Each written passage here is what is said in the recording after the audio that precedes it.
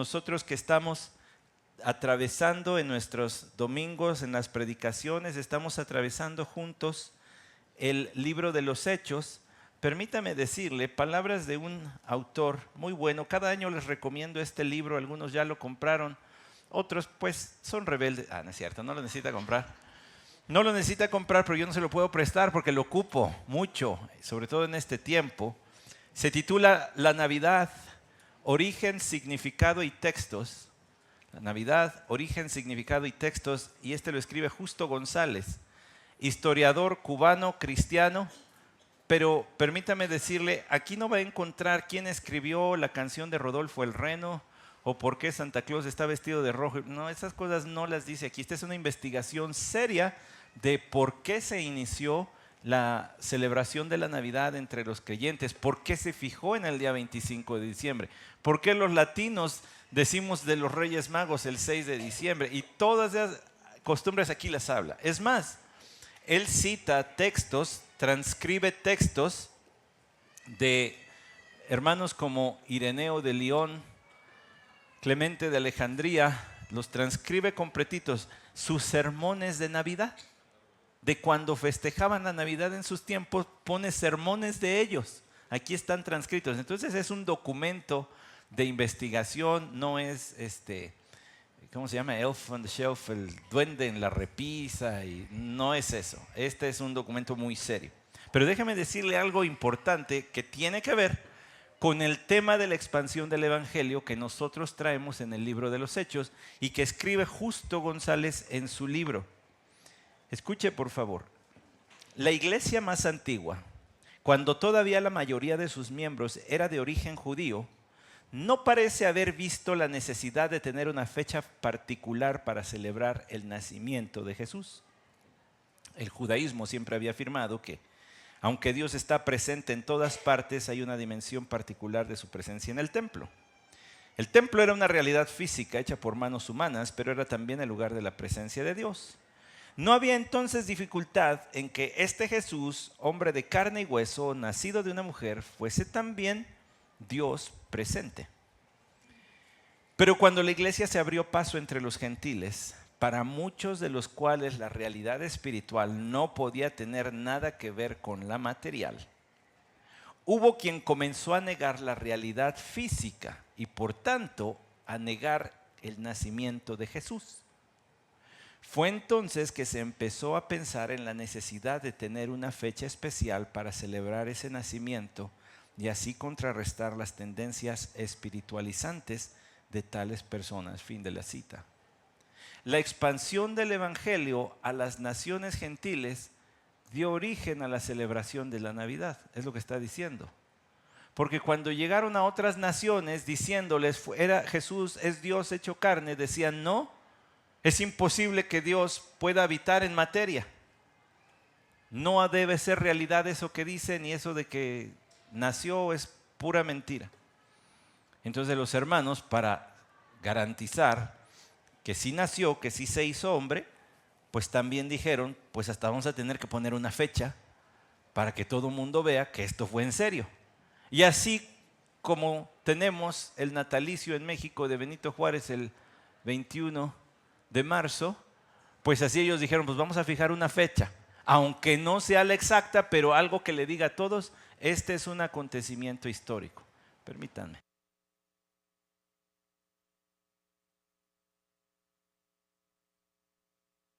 Ay, disculpen, pero el niño es chillón y le ponen esos himnos, pues sale peor. Entonces tuvieron que fijar una fecha para decir sí fue real, sí es cierto, sí nació. Fueron las misiones las que dieron origen a la celebración de la Navidad. Ahora, celebrar la Navidad, hermanos, es una oportunidad, no es una obligación. Hay muchos buenos hermanos, fieles, que no festejan y no festejan como nosotros. Pero es una oportunidad. Déjeme decirle algunas de las ventajas que tiene el recordar el nacimiento de nuestro Señor Jesucristo. Porque cuando yo hablo de Navidad, hablo del nacimiento de Jesús, no de la Navidad mundana, con la pastorela que sale el diablito allí, no, de esas cosas. No estoy hablando de eso. No estoy hablando de Santa Claus vestido de colores de Coca-Cola, porque ustedes saben que fue el que dio origen al vestido de Santa Claus. Esas cosas, no estoy hablando de esas cosas.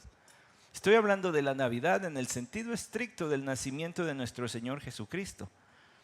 Cuando la iglesia cristiana celebra la Navidad y cuando los creyentes celebramos la Navidad, de alguna manera, tal vez usted no pone arbolito ni luz, está bien, pero usted recuerda el nacimiento de Cristo. Esto es una celebración, perdón, esto es una afirmación festiva. Es decir, estamos por medio del festejo haciendo afirmaciones teológicas, afirmaciones bíblicas. Por ejemplo, que la Navidad afirma la base histórica de la fe cristiana. Es decir, que nuestra fe, nuestra doctrina tiene base en acontecimientos históricos, no en mitos, leyendas ni fábulas, sino en hechos históricos que sí ocurrieron en el tiempo y en el espacio y que por tanto garantizan la veracidad de lo que decimos. En su muy recomendable devocional, Buenas Nuevas de Gran Gozo, el pastor John Piper escribe lo siguiente: no hay ningún mandato bíblico para observar el adviento o advenimiento. Es una cuestión opcional, una tradición que se desarrolló en el transcurso de la historia. La palabra advenimiento proviene del latín adventus, que significa la venida. El advenimiento se trata primordialmente de la primera venida de Jesucristo hace 2000 años. Pero la segunda venida de Cristo también se incluye, como lo deja claro el popular himno Al mundo paz. ¿Se acuerdan? Al mundo paz nació Jesús. Bueno, dice ese himno: al mundo Él gobernará con gracia y con poder. A las naciones mostrará su amor y su poder. Su amor y su poder. Su amor y su poder. El tiempo de Navidad, hermanos, es un ensayo de la expectación que tenemos por el regreso de Cristo. Dígame si no hay cierta emoción de que ya llegue el 24 de diciembre.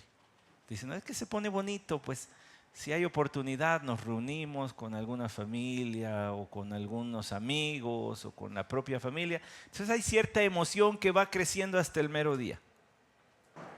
Esa emoción creciente debe permear el resto del año también, pero por el regreso de Cristo. Otra vez, esa emoción creciente que sentimos. Ahora, nos la están poniendo cada vez más complicada, yo lo sé, porque cuando yo era niño sacaban los adornos de Navidad en las tiendas el 1 de diciembre. Juguetirama, fíjese qué tantos años tengo que le decían Juguetirama. Ahora ya es Juguetilandia. El Juguetirama lo abrían el 1 de diciembre. Ahora ya en agosto ya encuentra esferas. Y el Buen Fin nos vino a precipitar la llegada de los árboles y adornos de Navidad, porque todo el mundo ya encendió su árbol, todas las plazas y todas las tiendas, porque ya viene el Buen Fin.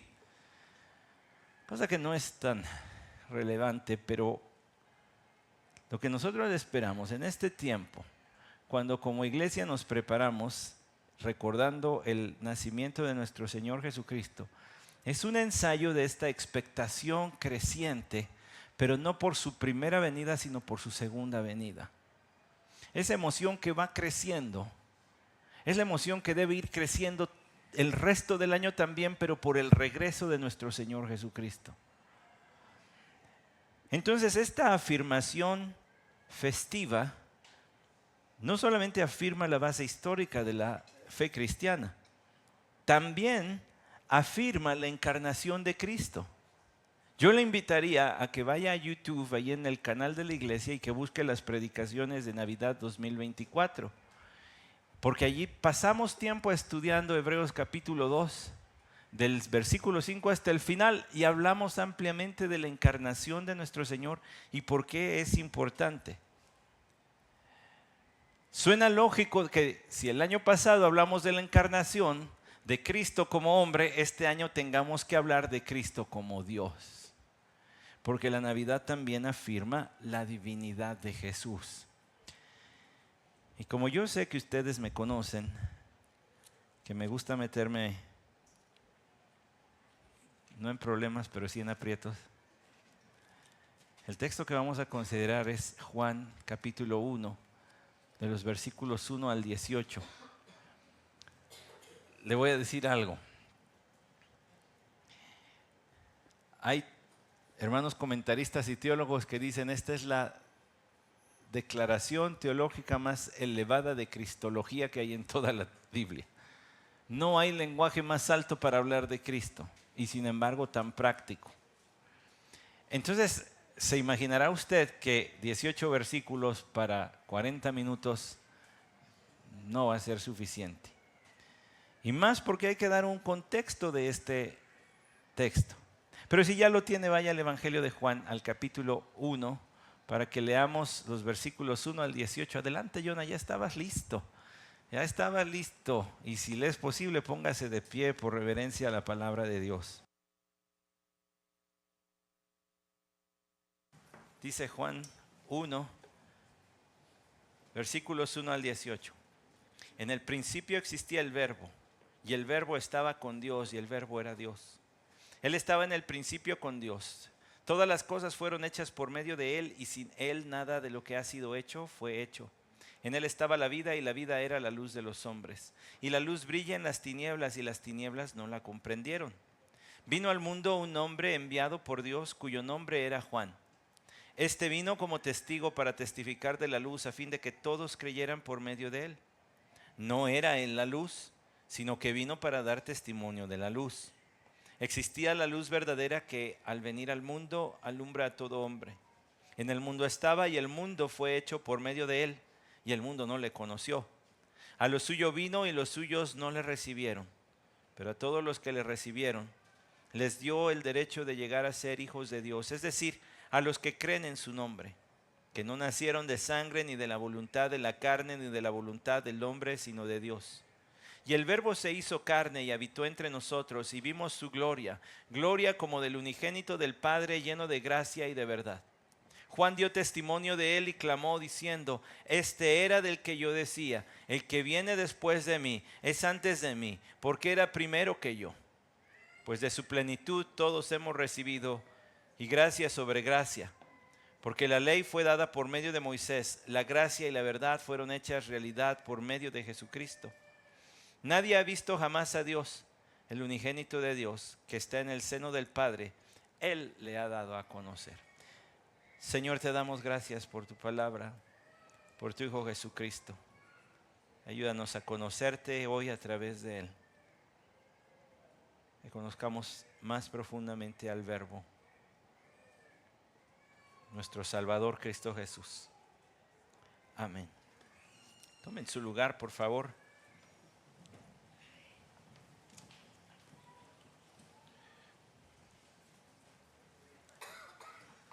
Me permite decirle otras palabras, leerle más bien otras palabras de Justo González. Le digo que este es un librazo. Dice Justo González: los atributos que tradicionalmente se le adscriben a Dios, omnipotencia, omnipresencia, etc., se ven muy diferentes si empezamos por ellos, y nuestro entendimiento de los tales lo hacemos a la luz de la persona de Jesucristo. Él es la máxima revelación de Dios.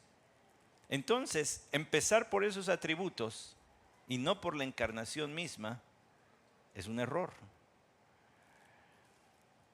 El primero de estos modos de entender no procede de las Escrituras, sino del contexto grecorromano en el cual la Iglesia fue formando su teología.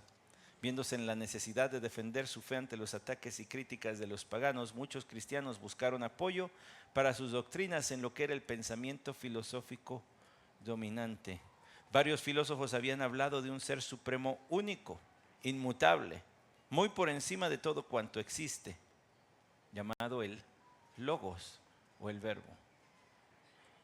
En su libro Justo González dice: es difícil pensar por qué los creyentes cuando hablamos de Dios, tratamos de iniciar por sus atributos como omnipotencia, omnipresencia, cuando son infinitos y escapan del entendimiento de nuestro pensamiento.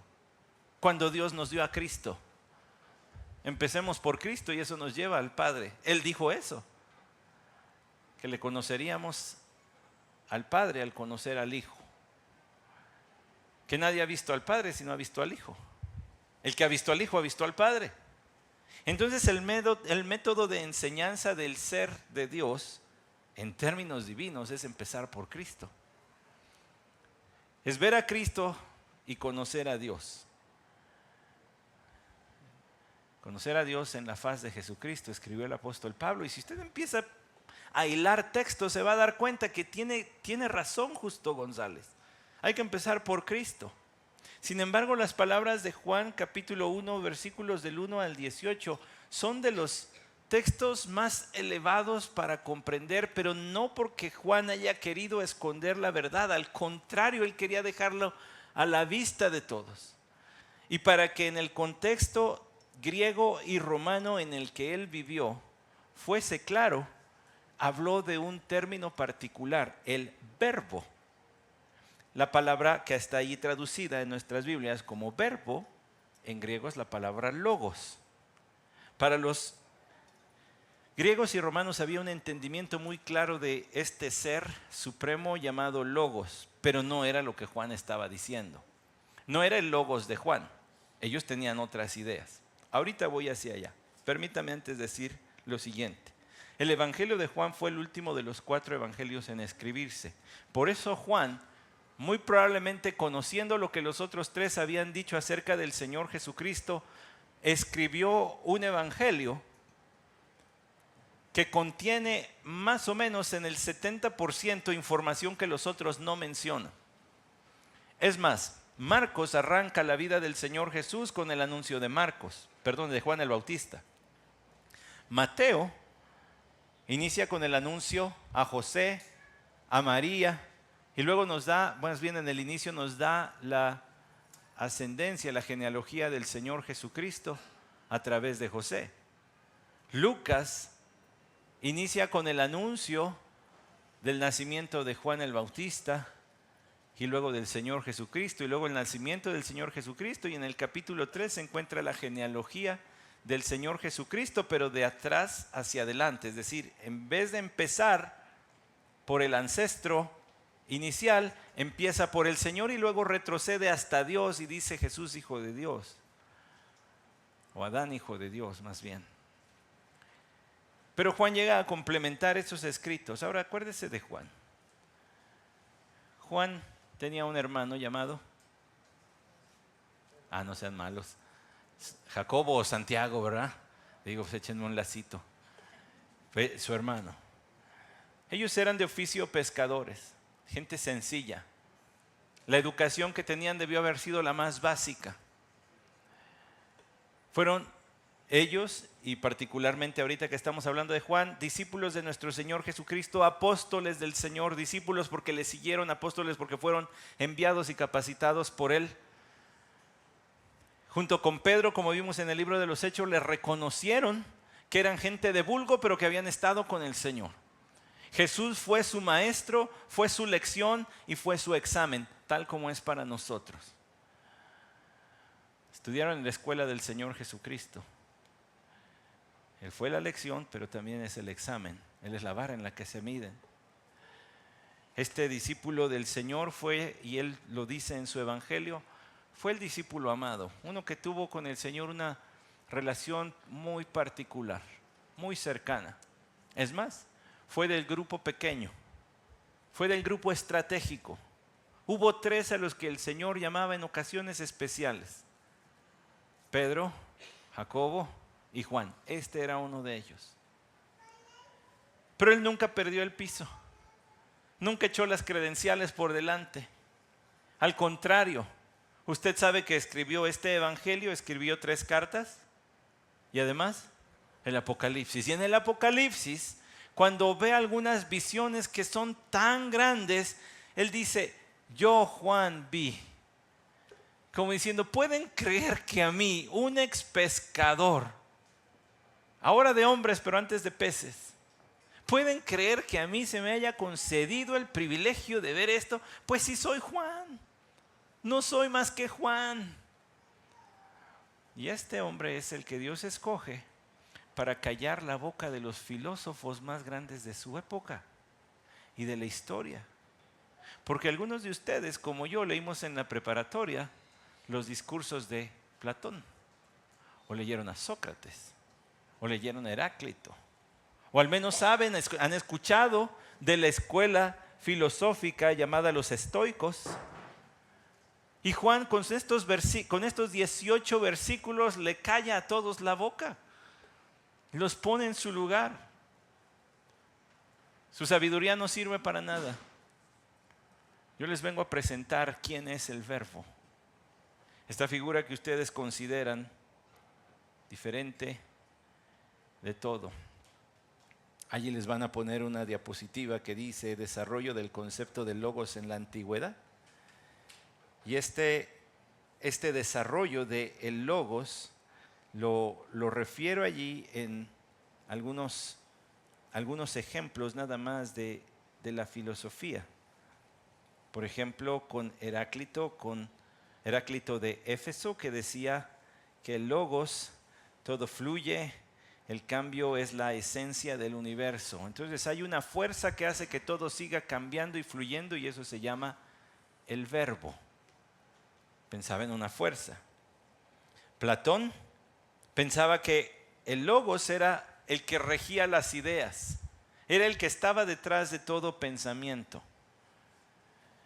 Más adelante, la escuela estoica, que tuvo algunos representantes que seguramente usted ha escuchado, como Séneca, como Zenón, decían que el logos es la razón universal y que el sentido de la vida era vivir conforme a la naturaleza, lo que eres. Y luego los helenistas. Un helenista era Filón de Alejandría, judío, que trató de mezclar las ideas de la filosofía griega con el Antiguo Testamento y terminó diciendo cosas bien raras. Ahorita le voy a decir un poco más. Empiezo por el principio. Heráclito decía que el logos era el orden racional que gobierna el universo y la ley fundamental que mantiene todo en armonía, pero que es impersonal. Es una fuerza, como la fuerza de la gravedad. Usted no puede entristecer, usted no puede alegrar a la fuerza de gravedad. Es una fuerza, no es una persona. Entonces, Heráclito decía, hay un ser, hay una fuerza que rige todo, pero no es una persona, es una fuerza. Platón decía, es la facultad del alma, que le permite el pensamiento racional, la argumentación y la demostración de los hechos. Pero otra vez, no es una persona, es solamente una parte racional del alma. Los filósofos estoicos que vinieron más adelante decían que la felicidad se alcanzaba viviendo de acuerdo con la razón y la virtud, o sea, tu ser natural, tus virtudes, tu razonamiento. Creían que el logos era el que ordenaba de manera racional todas las cosas. Decían, es la razón divina que permea y organiza todo, es una fuerza cósmica. Entonces todos ellos decían, lo que gobierna el universo es una fuerza, no es una persona, no es personal, es impersonal, es parte de la razón, es parte del orden. Pero como les dije, Filón de Alejandría, en el primer siglo, trató de fusionar el Antiguo Testamento con las ideas que había heredado de la filosofía grecorromana. Y decía, el logos es el medio por el cual Dios crea. Es una especie de puente entre el Dios trascendente y la creación. O sea, el Dios que está por encima de su creación y su creación. Es un puente, pero no es igual a Dios. No es una idea, pero es el poder activo de Dios. Es crucial que nosotros al menos escuchemos esto, porque estas son las ideas con las que Juan convivía todos los días. Es más, son las ideas con las que Juan no solamente convivió desde pequeño, sino sobre todo cuando la iglesia empezó a moverse fuera de territorio judío y de sitios judíos. Porque entonces se encontraban con que la gente pensaba de esta manera. Y decían, bueno, de lo que tú nos hablas ha de ser aquello que los filósofos dicen. Y Juan dice, no. Y bajo la inspiración del Espíritu de Dios escribe el Evangelio de Juan. Que permítame decirle, estos versículos del 1 al 18 apenas son, si lo podemos llamar así, son el prólogo de todo su evangelio. Aquí se mencionan algunos de los términos que luego están en el resto del evangelio. Por ejemplo, la palabra luz, tinieblas, testimonio, verdadero, mundo, hijo, padre, verdad. Todos esos términos se mencionan luego en el mismo evangelio.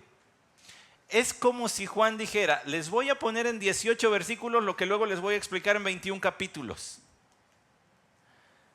A ver,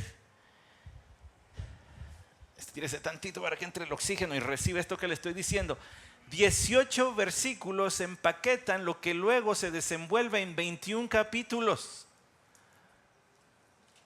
Ahora, tendremos un grave error, cometeremos un grave error si saliendo de aquí nos vamos con precisamente lo que Juan quería evitar, que tengamos un concepto abstracto, etéreo, inmaterial de Cristo Jesús, como lo pensaban los filósofos griegos y romanos.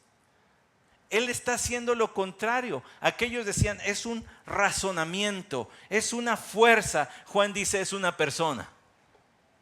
Aquellos dicen, es una fuerza que no siente ni puede ser controlada. Y Juan dice, es una persona que ama a tal grado que Dios lo envió para morir por los pecadores en el capítulo 3, versículo 16 de este evangelio.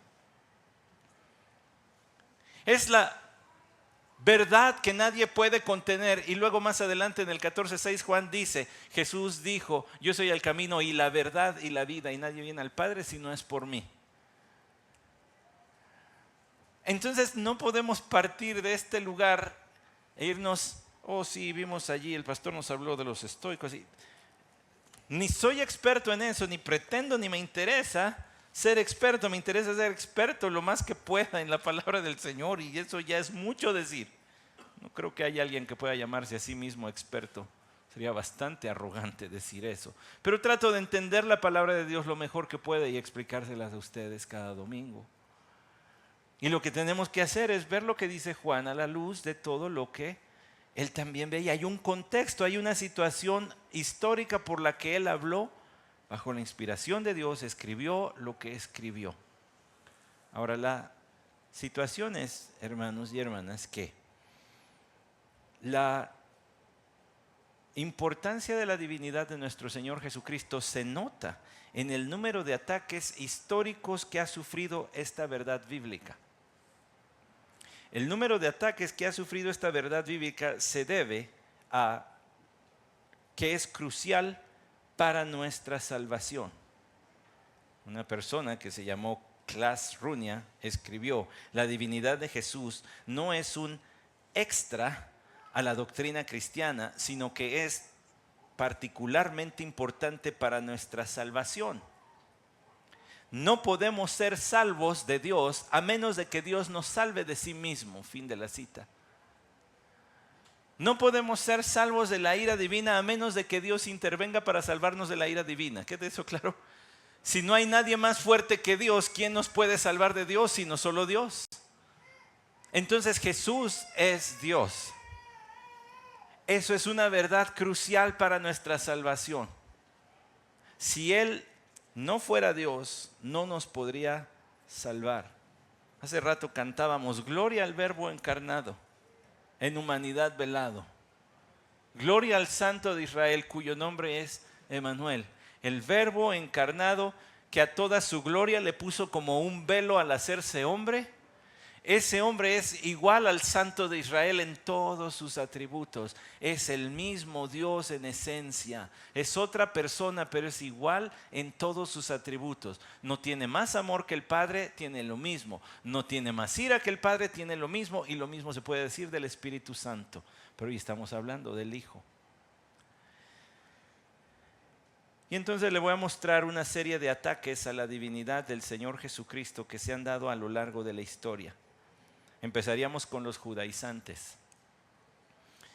Negaban que Jesús fuera plenamente divino y buscaban reducirlo a un maestro humano enviado por Dios. Insistían en que la salvación dependía de guardar la ley de Moisés. En tiempos del Señor Jesús hubo quien se atrevió a decir, tú no eres divino. Nosotros te conocemos, tú eres hijo de fornicación, tu padre se llama José, tu madre se llama María y tus hermanas están entre nosotros. Tú no eres divino. Esta doctrina de la divinidad siempre ha sido atacada desde la vida del Señor Jesucristo. Poco después, en el siglo I y III, los gnósticos negaban que Jesús fuera divino y buscaban reducirlo a un maestro humano. Luego, más adelante, tengo que ir rápido porque son muchos, el arrianismo en el siglo IV, que enseñaba que Jesús no es eterno ni verdadero, sino la más alta criatura creada por Dios. ¿No les suena conocido? Una secta que hoy dice que Jesús es creado. Los testigos de Jehová son arrianistas. Siguen diciendo Jesús es una criatura. Y si usted se memoriza Juan 1.1, Juan 1.1, y les puede dar tantito de su origen, destruye sus argumentos. Y ahorita le voy a decir por qué. El nestorianismo en el siglo V enseñaba que de tal manera la naturaleza humana divina de Cristo distinguían esas naturalezas que casi afirmaba la existencia de dos personas en Jesús, socava la unidad de la persona divina del Hijo. El Islam surgió en el siglo VII. ¿Quién le copió a quién? No se deje engañar. Nos están endulzando la píldora. Acéptelos, le están diciendo. Bueno, luego seguimos con eso. El Islam niega la divinidad de Jesús, afirmando que fue solo un profeta humano, aunque muy importante. Rechaza la doctrina de la Trinidad y de la encarnación. Ni siquiera Mahoma lo elevan al nivel de Dios. Ellos dicen, Alá es Dios y Mahoma es su profeta. Entonces para ellos hay uno solo y no hay demás. Más adelante, siglos XVI al XVII, el racionalismo unitarista y socianianismo, que enseñaban, negaban la Trinidad y la divinidad de Cristo, presentándolo como un ejemplo moral o maestro excepcional. Rechazaban milagros, expiación sustitutiva y preexistencia de Cristo. No, hombre, pues nada. Pues ya, ¿para qué? Ahora, si usted va allá cerca de Querétaro, entradito ahí al estado, va a encontrar muchas iglesias unitarias todavía al día de hoy. Así. Hay uno solo, Jesús no. Pues no es una iglesia, pero bueno. El deísmo en el siglo XVIII, que enseñaba que Cristo fue un gran maestro moral. La divinidad se consideraba incompatible con la razón ilustrada. En el siglo XVII también el liberalismo teológico reducía a Jesús a un reformador social, un maestro ético o un hombre de conciencia divina. Un reformador social, y déjeme decirle que en los años 60 y 70 se dio un movimiento que se llamó la teología de la liberación, que conducía a los pueblos a los levantamientos en armas en nombre de la fe. Porque Jesús era un reformador social. Había que luchar por las causas sociales. No, hermano, la iglesia hace labor social, ayuda a la sociedad, pero no se dedica a transformar la sociedad por medio de las armas. Lo que transforma la sociedad es el evangelio del Señor Jesucristo. Los testigos de Jehová, ya estábamos hablando de ellos, también llamados roselistas por su fundador. En el siglo XIX y hasta la fecha enseñan que Jesús no es Dios sino una criatura superior, identificada con el arcángel Miguel. Retoman ideas similares al arrianismo, negando la eternidad del Hijo. Y luego la nueva era, que respetando la fuente puse siglo XXI, pero es desde el siglo XX, finales del siglo XX, por ahí de los 70, 60, enseña que Jesús no es Dios encarnado, sino un maestro ascendido, un gurú iluminado, un avatar espiritual más entre varios. La divinidad se entiende como una energía que todos pueden alcanzar. Permítame comentarles algo, y sirve que tomamos una pausita después de tanta información. Tuve una maestra en la universidad que nos daba diseño. Yo estudié diseño industrial, entonces teníamos taller de diseño. Se suponía que era para otra cosa, pero ella llegaba allí y decía, bueno, antes de empezar para que fluyan nuestras ideas, vamos a calmar nuestro espíritu y vamos a meditar. Entonces todos cierren sus ojos. Y pues había quien, ¿verdad?, sí le tomaba la palabra y se ponían, ya saben, acá en sus posiciones a meditar. Había quien se dormía, así de plano, ya se tiraba a dormir, era la media hora más padre de la clase para ellos. Yo me ponía a orar. Pero en alguna ocasión No sé cómo, no recuerdo bien qué fue lo que dijo, pero me sentí forzado a participar en una actividad que incluía ir a su casa. No piense que participé en rituales y eso, no. Era alguna actividad académica, íbamos a discutir algún texto de diseño, cosas de esas. Pero obviamente, una vez que terminamos esa actividad, invitó a quienes quisieran pasar a una sala de meditación a que lo hicieran y pasaron allá a meditar. Yo, como iba con algunos compañeros y me dieron un ride, pues tuve que esperar a que salieran de su borlote y me quedé viendo lo que tenían allá afuera, y ella tenía un póster donde había una escalinata que llegaba hasta el cielo. Y allí tenía acomodados a Buda, Mahoma, y entre ellos decía Jesucristo. Porque ella tenía estas ideas de la nueva era. Jesús es otro más, no es el maestro, sino es un iluminado entre muchos que ha habido, y hasta arriba está Dios. Pero hay muchos caminos para allá y muchos nos enseñan algo de cómo llevar allá. Eso es lo que ella pensaba, yo no le estoy afirmando aquí, le estoy diciendo lo que ella decía, porque cada clase nos daba sus letanías. Pues era padre para mí porque yo sacaba mi Biblia y me ponía a leer. Pero había quien sí era engañado, porque para ellos, participantes de estas ideas, piensan en Jesús como uno más, un iluminado. Juan dice no, es mucho más que eso. En el primer versículo dice: en el principio existía el verbo, y el verbo estaba con Dios, y el verbo era Dios. Lo que hace Juan en los siguientes versículos, como yo le dije, es destrozar las ideas griegas y romanas en cuanto a logos, por medio de presentarles al Señor Jesucristo. Es más, déjeme decirle, lo que hace Juan desde el inicio es decir que Jesús es el verbo. En el principio existía el verbo. Entonces, como si fueran sus lectores romanos y griegos, los que están ahorita aquí, les estaría diciendo Juan a través de estas palabras: en el principio, lo que ustedes llaman logos, lo que ustedes llaman verbo, él ya estaba en el principio. De hecho, esas primeras 3 palabras, en el principio, ¿no les suenan conocidas?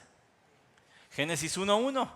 En el principio creó Dios los cielos y la tierra. Juan escribió el inicio de su evangelio haciendo alusión al principio de la creación. Cuando él habla aquí en el principio, no está hablando del principio de su evangelio, está hablando del principio del mundo creado. Y Dios no estaba naciendo en ese momento, Dios ya era, ya estaba. Y con él estaba el verbo. Por eso dice: en el principio existía. Otras versiones dicen: en el principio era el verbo. Uno igual a Dios ya estaba allí. Ahora, por favor, permítame hacer esta breve pausita, este momento técnico. Despierte al vecino, porque viene un momento técnico.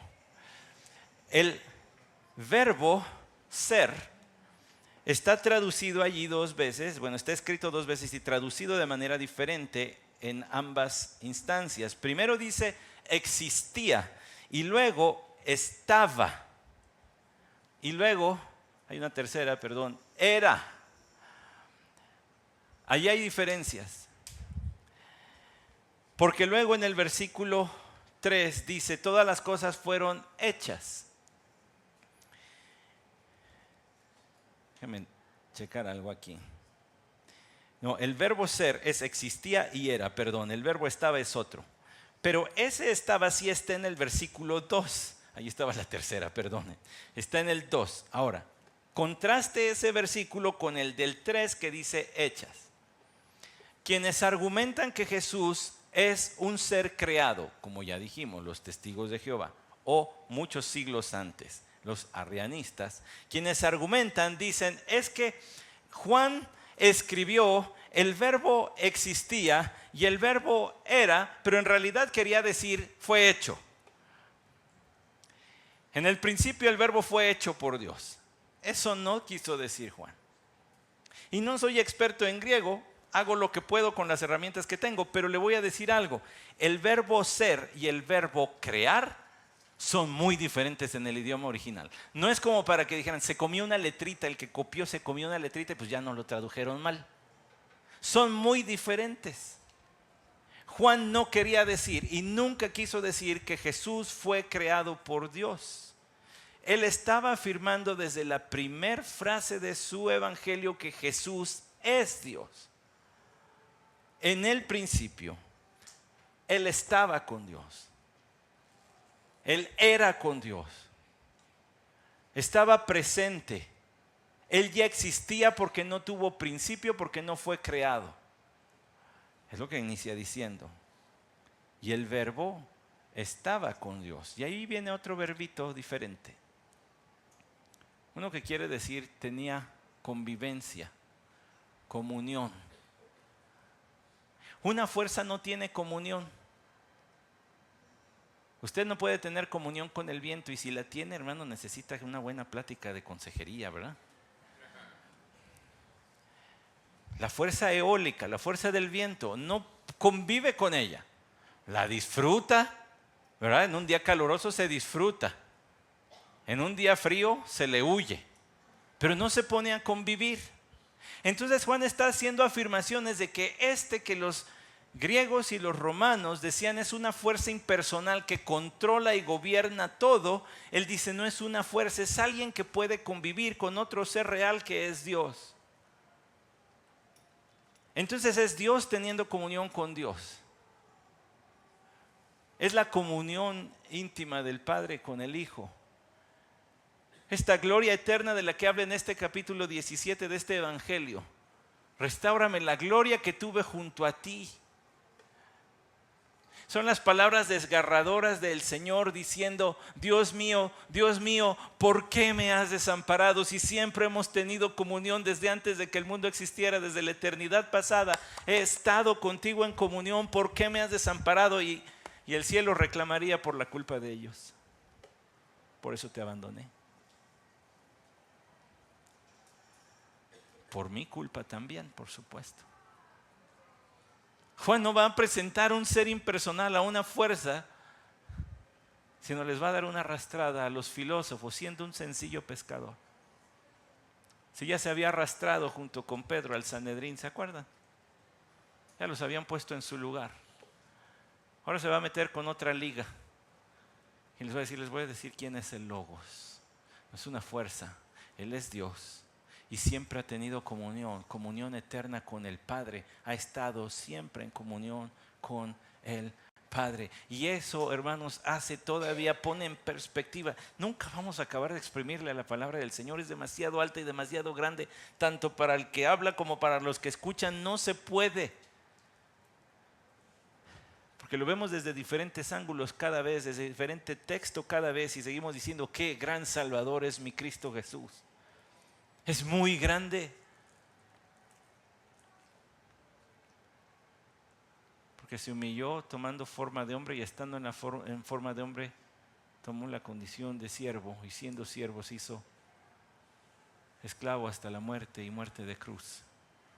Y otra vez, y esa comunión no fue interrumpida por algo, sino por alguien. Porque a veces decimos, y solamente el pecado, como si el pecado fuera una cosa por allá lejana y distante. El pecado es lo que usted y yo hacemos en contra de Dios. Fue interrumpida por ti y por mí. Y hasta que no entendamos eso, nos vamos a llevar una idea de este texto inmaterial, elevada, teórica de quién es Jesús. Cuando lo que Juan quiere hacer es quitarle lo teórico de los filósofos y decir, tiene carne y hueso. Y el verbo era Dios. En todos sus atributos. Igual a Dios.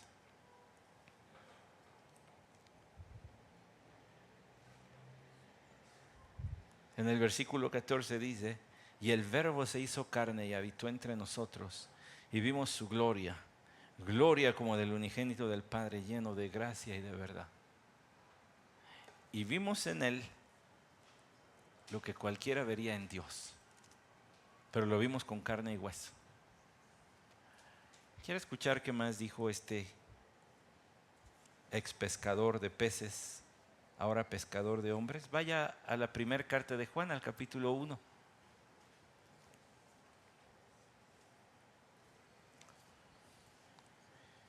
Primera de Juan 1:1 dice: lo que existía desde el principio, lo que hemos oído, lo que hemos visto con nuestros ojos, lo que hemos contemplado y lo que han palpado nuestras manos acerca del verbo de vida. Pues la vida fue manifestada y nosotros la hemos visto y damos testimonio y os anunciamos la vida eterna, la cual estaba con el Padre y se nos manifestó. Lo que hemos visto y oído os proclamamos también a vosotros, para que también vosotros tengáis comunión con nosotros. Y en verdad nuestra comunión es con el Padre y con su Hijo Jesucristo.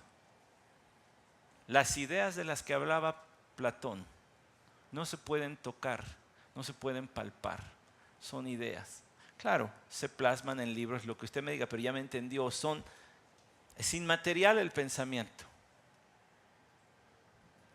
Lo que decían los estoicos, lo que decía Heráclito acerca de una fuerza que gobierna todo, es impersonal, es intangible, no se puede tocar.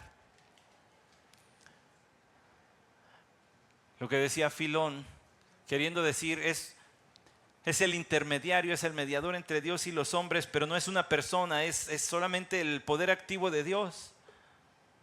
No se puede. Juan dice: ¿y qué creen? Al verbo nosotros lo tocamos y lo vimos. Se hizo carne, es tangible, y todo lo que vimos en él es como si Jehová Dios mismo se hubiera parado enfrente de nosotros. Es igualito a Dios. ¿Cómo no es de celebrar? De la forma que usted quiera, que Jesús haya venido a este mundo, se haya hecho hombre. ¿Cómo nos podríamos alejar de este texto, por lo menos hasta la siguiente semana, yéndonos con ideas abstractas de Jesús, cuando el propósito de estos 18 versículos es ponerle carne y hueso a lo que los hombres pensaban eran solo ideas y cuestiones inmateriales? Si lo que dice Juan es: yo lo vi multiplicar, como en el capítulo 6 de su evangelio, lo vi multiplicar panes y peces con el mismo poder creador de Dios en Génesis 1, yo lo vi con mis propios ojos. Y los 4 evangelios mencionan ese y la resurrección, son los únicos 2 milagros que los 4 evangelios mencionan. Así de portentoso fue la multiplicación de los panes y de los peces, que los 4 evangelistas no coinciden en otros, pero en ese y en la resurrección sí. Sí, yo lo vi. Yo lo vi dar vida a cuerpos muertos. ¿Cómo no voy a decir que este es el verbo de vida? ¿Cómo no voy a decir que Él es quien dijo: yo soy el camino y la verdad y la vida? Yo lo vi acercarse a los que nadie se querían acercar. Tocó a los leprosos. Permitió que se acercaran mujeres de mala fama. Dejó que una mujer sirofenicia, de allá de donde venía aquella mujer malvada Jezabel, dejó que se acercara a él y le pidiera un favor, y se lo concedió. Yo lo vi. Él es igualito a Dios. No se puede usted alejar de este texto pensando en cuestiones abstractas. Tiene que pensar en Jesús, Dios hecho hombre. Y respetando todas las costumbres y todas las tradiciones que cada familia o cada individuo tenga acerca de este tiempo, si no pone una sola esferita o un solo adornito, está en su derecho. Lo que no puede permitirse es no recordar que su Salvador vino a hacerse hombre por usted. Y ahora y siempre, todo el año. Pero como le decía, este es un ensayito, esta expectación creciente, esta emoción que va haciendo palpitar el corazón más rápido cada día, es la misma que nos prepara y nos entrena para esperar la segunda venida de Cristo. Es un ensayito de cómo vivimos todos los días diciendo, ven Señor Jesús, ven pronto. Cosa que también quedó plasmada por este mismo hombre, Juan, en Apocalipsis 22. No es de extrañar que cuando Juan escribió el primer capítulo de Apocalipsis su reacción fuera muy diferente. Cuando conoció a su maestro, dice que el Señor les llamó, venid en pos de mí y os haré pescadores de hombres, y le siguieron. Y dejándolo todo, dice Lucas, le siguieron. Dejando el negocio, pescadería Zebedeo, porque su padre se llamaba Zebedeo, ¿verdad? Marisquería a lo mejor, no sé. Dejaron todo y le siguieron. Y se llevaron algunas sorpresas. Se llevaron algunas sorpresas porque lo vieron dormir profundamente en una barca, en medio de una tormenta. Vaya, tengo una prima que dice que estaba dormida en el sismo del 85 y no se despertó. Yo digo, Señor, qué clase de cansancio, qué bendición, ¿verdad? A lo mejor, como dice mi reina, eso es tener conciencia limpia. Ni eso te despierta. Vieron dormir al Señor en medio de una tormenta. Lo vieron calmar la tormenta. Llegaron al otro lado y salieron 2 endemoniados y uno de ellos dijo, somos legión, o sea, como 2000 demonios contra uno. Y el Señor los puso en su lugar.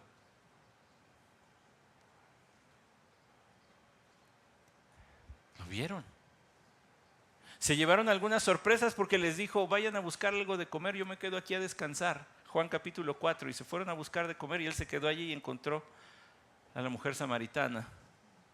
Y la historia de Samaria no fue la misma después de ese encuentro hasta que llegó Felipe con el evangelio, pero lo vieron tener sueño, lo vieron tener hambre, lo vieron parado, según este capítulo 11 del evangelio de Juan, lo vio parado frente a una tumba de su amigo y llorar, en el versículo más corto de la Biblia, y Jesús lloró. No lloró porque su amigo estuviera muerto, lo iba a resucitar. Lloró por la incredulidad de todos a su alrededor. Echaba a perder funerales el Señor. Llega, resucita cada rato ya. Las funerarias seguramente no lo querían. Se está acabando el negocio, pues llega y resucita gente. Lo vieron tan hombre como los hombres y lo vieron tan Dios como Dios.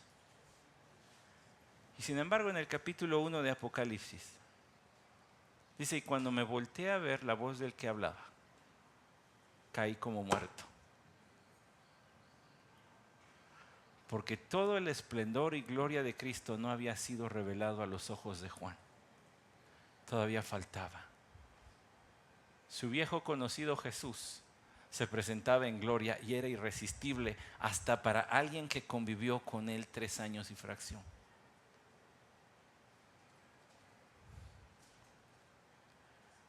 Y de manera tan sencilla dice, y el verbo, y en el principio era el verbo, Él es eterno.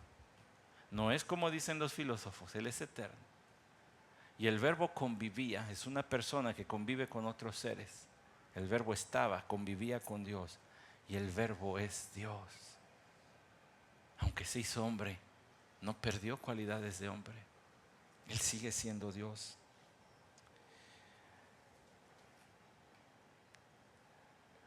Escuche estas palabras. En Cristo se encuentran la eternidad y el tiempo, la deidad que sangra y la humanidad que hace milagros. Se juntaron el juicio y la misericordia, el cielo y la tierra en una persona, la persona de Cristo Jesús, autor desconocido. Ese es Jesús. Pero nosotros solamente pudimos rascarle el primer versículo a este prólogo. Y lo demás lo iremos paladeando como ensalada de manzana en 26 de diciembre. Ya reposada, sabe mejor. Ya reposadito el texto, que usted lo lea en casa, lo estudie. Por aquí nos veremos si el Señor nos da vida el próximo domingo para continuar. Pero sería mejor que Él venga. Que el árbol se quede prendido y las luces también. El ponche nunca se cueza, el bacalao nunca se pele, el pavo no se descongele, porque Cristo llegó a interrumpir la celebración de Navidad 2025. Eso sería infinitamente mejor, ¿no cree? Vamos a orar. Señor, gracias por el verbo de vida, aún nuestro Salvador Cristo Jesús. Qué gran Salvador. Seguimos explorando su persona domingo tras domingo, día tras día. Es inagotable. Con razón tu siervo Pablo escribió las inescrutables riquezas de Cristo. Es una persona inagotable, no se puede terminar de entender, de comprender. Y por supuesto nunca se le va a poder amar como corresponde.